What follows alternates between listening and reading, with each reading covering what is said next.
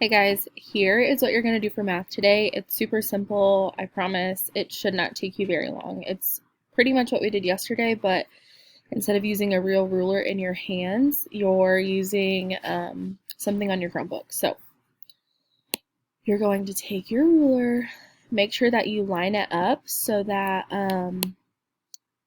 your line over here is at the beginning of the line that they give you.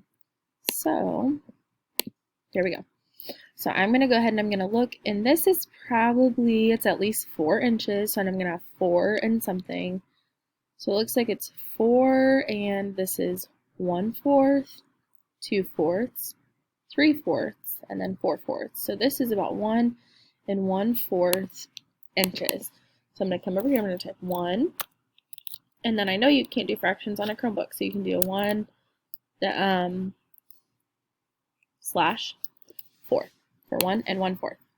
Okay, that's all you have to do. You only have 10 problems. This should not take you very long. If you need help, there are plenty of friends that can help you, or I'm sure that your substitute will help you too.